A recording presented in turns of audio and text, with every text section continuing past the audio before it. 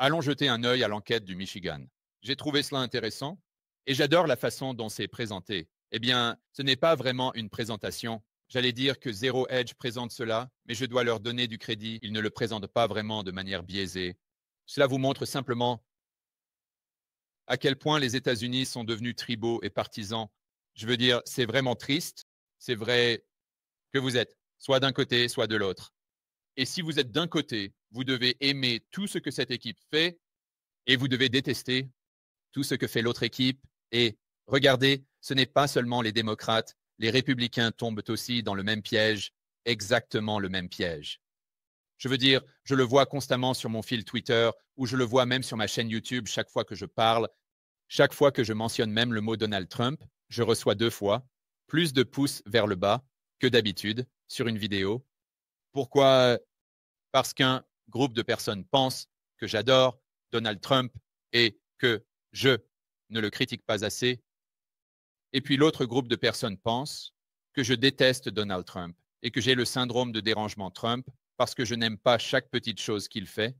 Donc, si vous êtes juste objectif, j'aime ces choses que Donald Trump fait, mais je ne sais pas, je n'aime pas vraiment ces choses.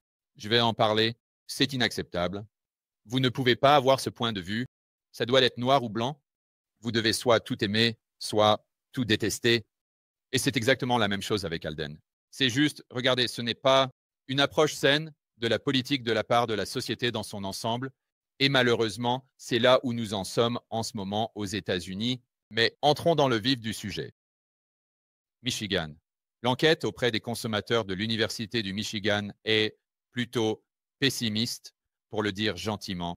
Mais je pense qu'un grand composant de cela, pour reprendre le point de Zero Hedge, est juste tribal et simplement politique. Donc ici, titre les démocrates l'envoient. Les attentes d'inflation de l'Université du Michigan explosent à la hausse en février, avec les démocrates faisant grimper les attentes d'inflation de manière spectaculaire en janvier. Tous les regards seront tournés vers les données préliminaires de l'Université du Michigan de février ce matin. Et oui, ils étaient. Alors que les attentes d'inflation sur un an ont grimpé à 4,3%, et c'est par rapport à 3,3%, je suppose, le mois dernier, et 3,3% était ce qui était attendu. Donc une augmentation d'un point de pourcentage entier. Je veux dire, c'est un énorme mouvement. D'accord? De plus, je ne suis pas sûr. De la façon dont les élections de mi-mandat diffèrent de celles d'un an, peut-être que les élections de mi-mandat, c'est comme 3 ans. Les attentes d'inflation ont grimpé à 3,3, le niveau le plus élevé depuis juin 2008. D'accord. Donc, maintenant, je pensais que le rouge était républicain et le bleu était démocrate. C'est en fait un graphique différent dont nous allons parler dans un instant. Ce qui est le plus notable, c'est que la hausse des attentes d'inflation était entièrement due aux démocrates. Dans l'ensemble, le sentiment est tombé de 71 à 67. 8, l'attente de 61,8. C'est un énorme échec. Vous pouvez le voir dans le graphique. Enfin, la chute du sentiment général semble être motivée par la politique partisane, bien sûr, avec les démocrates maintenant à leur niveau de confiance le plus bas. Donc, la bonne nouvelle, c'est que l'économie se porte très bien. Alors, quand Trump est au pouvoir, évidemment, ouais, l'économie se porte très bien selon les républicains. Et puis, quand Alden est au pouvoir, tout d'un coup, oh, l'économie est en train de faire. Maintenant, ils disent que l'économie se porte très bien. Je suppose que c'est un graphique très étrange parce qu'ils ont plus 40 ici et plus 40 là. C'est une façon très confuse de le faire. Mais l'essentiel ici, c'est que les républicains disent maintenant que l'économie est tout simplement géniale. Ça se passe très bien. Leur attente est que l'économie explose. Et puis ici, je suppose, c'est là que vous voyez le sentiment négatif. Les démocrates, maintenant à ces niveaux les plus bas depuis, on dirait la maladie de Servatius. Et c'est bien sûr quand Trump était au pouvoir. Et puis leurs attentes augmentent. Et juste ici, vous pouvez voir l'inverse.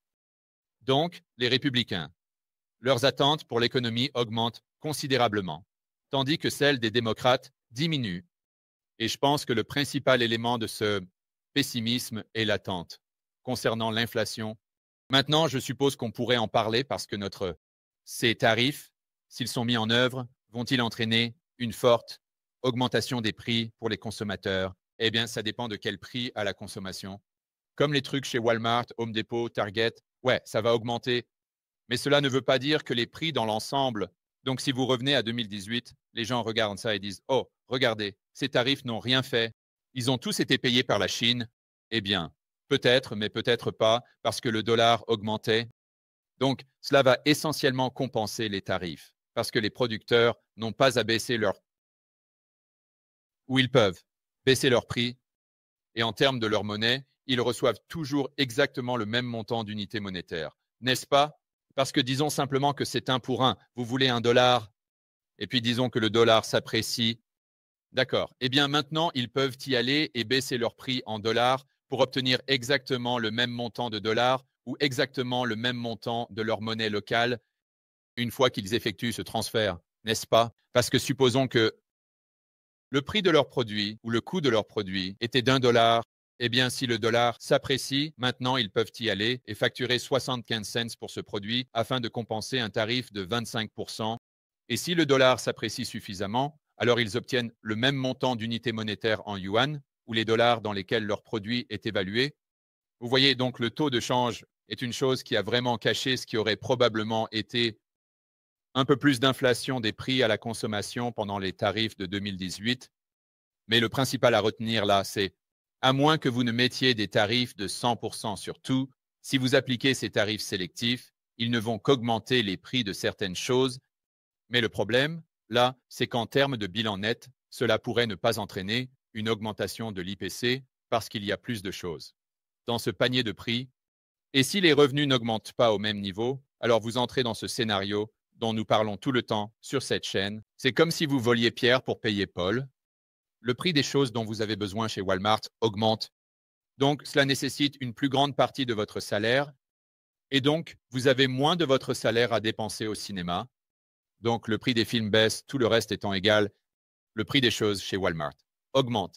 Donc, disons qu'il y a un équilibre net. Quand les choses qui étaient tarifées, oui, elles ont bien augmenté en prix, et cela exclut l'impact sur le dollar. Beaucoup de variables ici, n'est-ce pas? Revenons à l'histoire. Les 5 composants de l'indice se sont détériorés ce mois-ci, avec une chute de 12% des conditions d'achat pour les biens durables, en partie, selon la directrice de l'enquête, Joanne Su, en raison d'une perception qu'il pourrait être trop tard pour éviter les impacts négatifs des politiques tarifaires. Donc encore une fois, c'est probablement une autre chose qui est partisane. Les attentes concernant les finances personnelles ont chuté d'environ 6% par rapport au mois dernier, encore une fois, observé à travers toutes les affiliations politiques. D'accord, eh bien, c'est intéressant, c'est vraiment intéressant. Donc, bien que ces autres composants négatifs de l'enquête puissent être attribués uniquement aux démocrates. Pour ce qui est des finances personnelles, il semble que cela ait été négatif de manière générale, peu importe qu'on soit républicain, indépendant ou démocrate. Et c'est ici que Zero Hedge parle d'un rapport de Goldman où il montre que si vous obtenez une augmentation de 1% du taux tarifaire effectif, le PCE de base augmente de 0,1, donc ce n'est pas énorme. Mais cela revient à ce que nous disions auparavant, et ce n'est pas seulement une question de savoir si cela augmente le niveau des prix à la consommation. C'est ce que cela fait à l'activité économique, n'est-ce pas?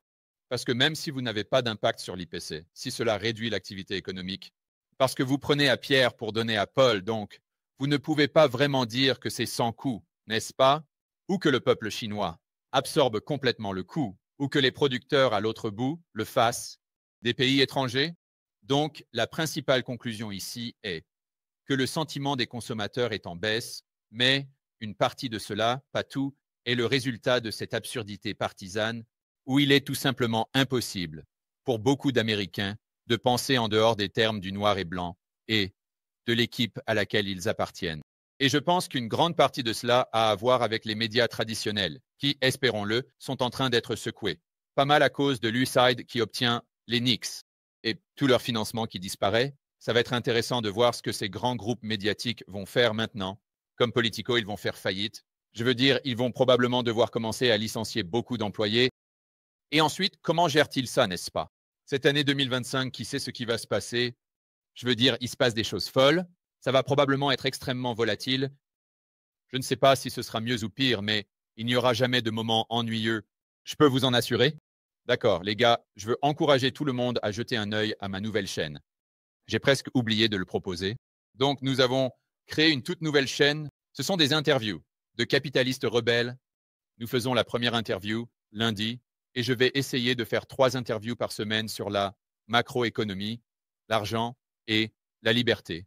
Très similaire à ce que je faisais avec l'émission Rebelle Capitaliste. D'accord, interview de capitaliste rebelle, c'est parti. Et si vous y allez maintenant, les gars, vous pouvez vous abonner à la chaîne. Donc c'est plus facile à trouver. Et regardez ça la semaine prochaine, probablement vers mercredi, parce qu'on aura cette première interview en ligne. Et la semaine prochaine, nous essayons d'avoir Jeff Snyder, Brent Johnson et Patrick Ceresna.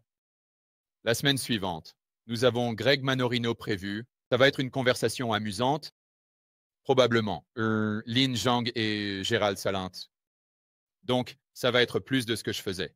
Avec l'émission Rebelle Capitaliste, j'ai vraiment hâte de parler à tous ces esprits incroyables qui sont là-bas, comme Luc Groman, Juliette Declercq, Doug Casey, Rick Rule, Robert Kiyosaki, tous mes grands amis dans le domaine, Lynn Alden, Chris McIntosh, Kenny McElroy, Johnson Hartman, tous les gars et les filles.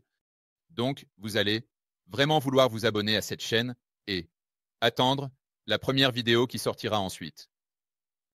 Mercredi ou quelque chose comme ça.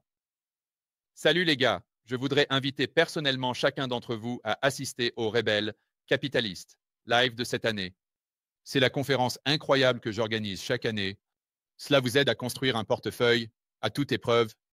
Cela vous aide à augmenter votre liberté personnelle et votre autonomie et cela vous aide également à agrandir votre réseau. En d'autres termes, vous aurez l'occasion de rencontrer beaucoup de personnes partageant les mêmes idées, d'autres capitalistes rebelles. C'est à Orlando du 23 au 25. Mais les intervenants des années précédentes ont inclus des personnes comme Robert Kiyosaki, Ron Paul, Peter Schiff, Mike Maloney, Lynn, Alden, pour n'en nommer que quelques-uns. Donc, pour obtenir vos billets le plus vite possible et pour découvrir qui parle au Rebelle Capitalist Live de cette année, vous pouvez aller sur rebelcapitalistlive.com. Et juste une petite info en avant-première, si vous prenez vos billets plus tôt que tard, vous pouvez bénéficier d'une réduction parce qu'à mesure que nous nous rapprochons de l'événement, les prix des billets augmentent. Alors, n'attendez pas, allez sur rebelcapitalistlive.com dès maintenant et prenez vos billets. Et je vous verrai à Orlando du 23 au 25 mai.